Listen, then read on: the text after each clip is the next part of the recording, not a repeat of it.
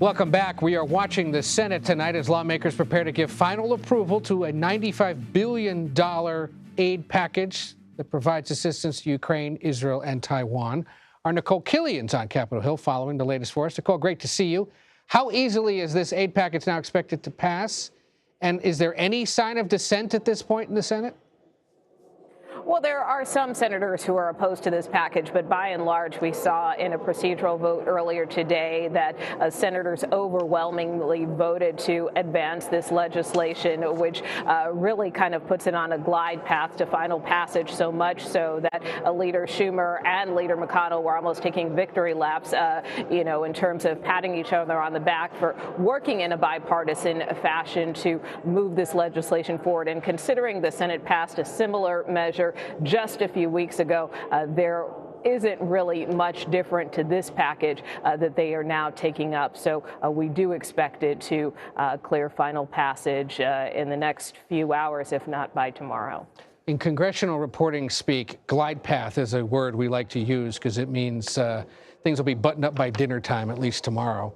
A big part of this bill, Nikole, as you know, has to do with TikTok. In essence, forcing the company to be divested by the Chinese firm ByteDance or have it be banned across the United States. You talked to a TikTok influencer today about that potential ban. What did she have to tell you?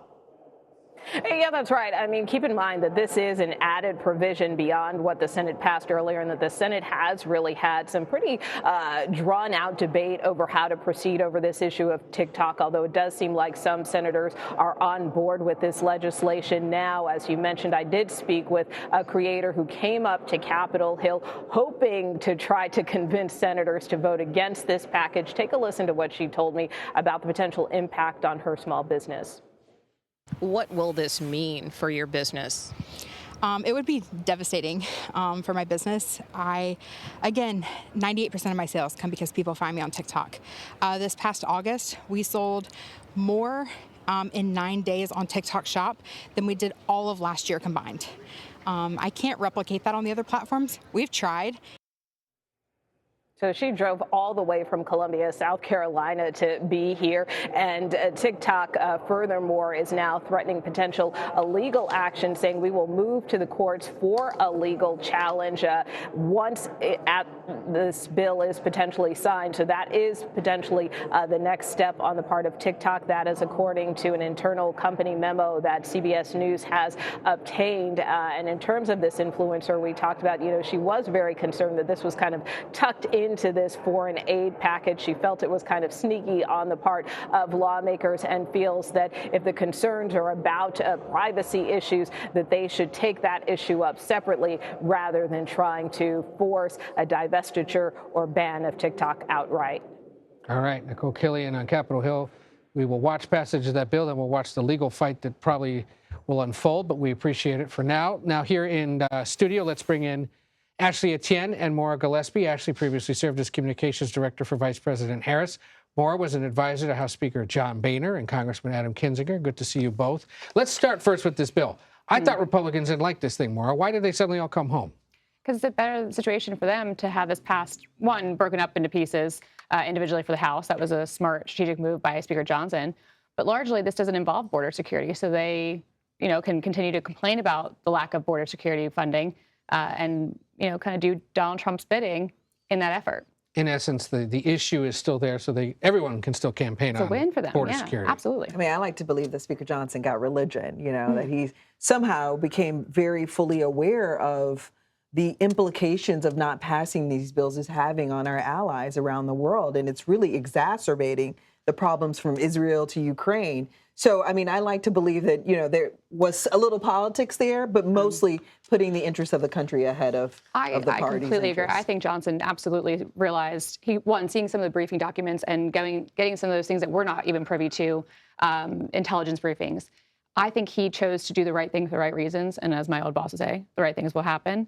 And in that effort, fantastic. But for some of his members, especially in the Senate, who were kind of touting saying they would never pass Ukraine aid, they also now have come on board because I think they in part have seen that this is a good strategic messaging effort for them. Yeah. If anything, if he didn't get religion, he at least got a classified briefing or two that scared him into doing this. Absolutely. Yeah. One other thing the speaker's now doing apparently is going to Columbia University tomorrow to call attention to the concerns about anti-Semitism on that campus and on campuses nationwide. This continues to be a congressional concern. Where does this issue go next? And what are the politics of this? This can be a little tricky. I agree. I mean, I think this is going to be a tough one for Johnson, and I was surprised by how quickly this was just announced, given what's happening in Columbia, at Columbia, but other schools, obviously, in the area as well.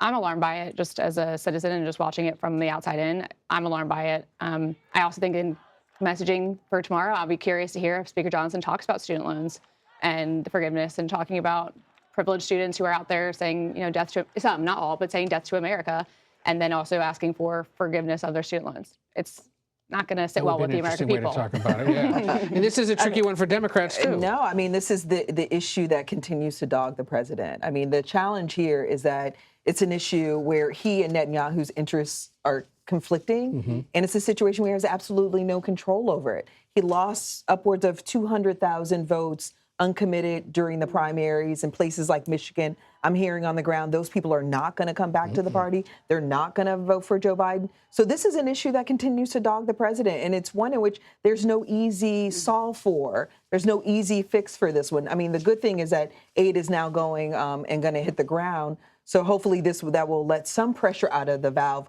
But the reality is this is an issue that's going to continue to dog the president. I want you to take a listen to something the president had to say today in Florida, if we can run that, please. Next week, one of the nation's most extreme anti-abortion laws will take effect here in Florida. Don't think he's making a deal right now with MAGA extremists to ban nationwide abortion in every single state, because he's making it. In fact, the MAGA majority in the House of Representatives has introduced three separate bans to ban choice nationwide in every single state, based on each state. These bills have overwhelming support of Republicans in Congress. But know this, as long as I have the power of the presidency, it's never going to happen.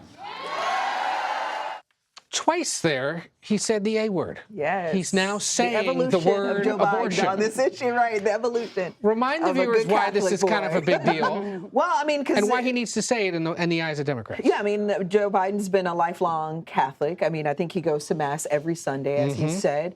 And so the problem has been, and I saw this from the inside, where you had this young woman, former AG, from California, that was further left than her boss on this Vice issue. President. Absolutely. So how do you reconcile these two positions? Well, it looks like the president's gotten smart on the issue and is realizing that this is not just a winner for the Democratic Party, but is a critical issue for women all over the country, not just Democratic women, but we've seen moderate women that have flipped Kansas, Ohio. This is the gift that will keep giving for Democrats, no doubt, going into the election. Are Republicans sounding alarm bells yet down in Florida, concerned that this thing could pass and potentially lift other Democrats on the ballot? Probably not in Florida, but elsewhere in the country, it's absolutely a problem for Republicans. We have long struggled on this issue, and we will continue to do so if we are encouraging bans like this. And again, I as a Catholic, I don't know who decided you have to be pro-life and pro-choice. I believe you can be two things at once. You can believe in the sanctity of life, but also respect half the population's medical freedom. And I think Joe Biden's using the term abortion here is an interesting choice for him, definitely a winning choice for him as far as Democrats go. I always appreciated him talking about it as far as women's reproductive rights. I appreciated that. But again, I think that this is an issue where Republicans aren't looking holistically at how they're going to even help women that they are subjecting these kind of bans onto. There's no protocols in place to say, okay, well, you have to have this child, but here's some support for that child, or here's some support for your health care. Right. There's nothing there. And Democrats have always said that about Republicans. You could be pro-life when the baby's in the stomach, but when the baby comes out, you're split and run. You know what I mean? You don't provide them any sort of aid and support, to your point. Yeah. So, but this is, I think, this is, again, we've seen Gavin Newsom that's now up with ads all over the place. He's had billboard in 7 states that have. So this is an issue that the entirety of the Democratic apparatus is going to be leaning in on, because it draws this nice contrast between where Republicans are, Donald Trump is, and where Democrats are. Freedoms, democracy for all, free choice versus Republicans, snatch and grab, and I had a conversation with someone this morning who points out that because in Florida, the passage of that ballot measure requires 60% approval of the voters, it's going to have to be a more nonpartisan or bipartisan argument made than in places like Arizona, where Right. Democrats can just lean into it and get as many Democrats to vote it and get it over the finish line on a majority vote. We'll be talking a lot about this over the next several I have no months. doubts. Maura Gillespie, Yes. Ashley, Etienne, great to see both of you.